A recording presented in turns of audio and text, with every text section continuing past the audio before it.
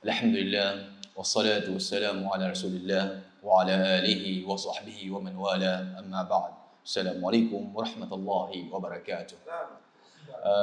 Sinabi ni Allah mula sa banal na Quran, sinabi niya mula sa dila ni Isa alayhi salatu wassalam, وَجَعَلَنِي مُبَارَكًا أَيْنَمَا كُنْتَ. Isa itong napakagandang ayah mula sa banal na Quran na sinabi ni Isa alayhi salatu wassalam na ginawa niya akong mapagpala, sabi niya. Ginawa niya akong mapagpala, saan man ako, sabi niya, naroroon. Allahu Akbar. Napakaraming mga lesson na makukuha natin sa ayah na ito, mga kapatid, mga magulang sa pananampalataya Islam. Una, ang pagpapala, ang biyaya, ang baraka, ito'y mula kay Allah subhanahu wa ta'ala. Tandaan natin, anumang biyaya na meron tayo, lahat ng yan ay mula kay Allah. Kaya wala tayong dapat ipagmalaki, wala tayong dapat ipagmayabang, sapagkat lahat ng yan na meron sa atin ay walang iba kundi yan ay pagmamayari ni Allah subhanahu wa ta'ala. At itong barakita to, of course, ay hindi lamang para sa kanya Isa alayhi salatu wasalam, na kung saan, nang dahil siya ay mabiyaya, bakit? Siya ay tumutulong, subhanallah, naggagamot, ginagabay ng mga tao sa katotohanan, pagkilala kay Allah. Nilili siya, ina-advise niya mga tao. Ito yung pag-uugali ni Isa alayhi salatu wassalam, ni Jesus, kung tawagin ng mga tayong kababayan. At ganoon din, mga kapatid, na kung saan ang pagpapalang ito ay hindi lamang exclusive sa masjid lamang, subhanallah. وَجَعَلَنِي مُبَارَكًا أَيْنَمَا كُنْتَ.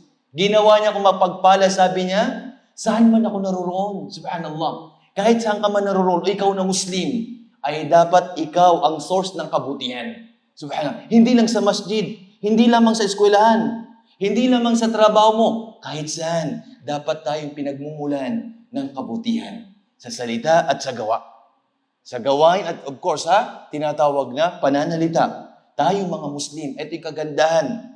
At nang dahil dito sa pagpapalang ito, anong ugali na meron kay Isa alayhi salatu wassalam?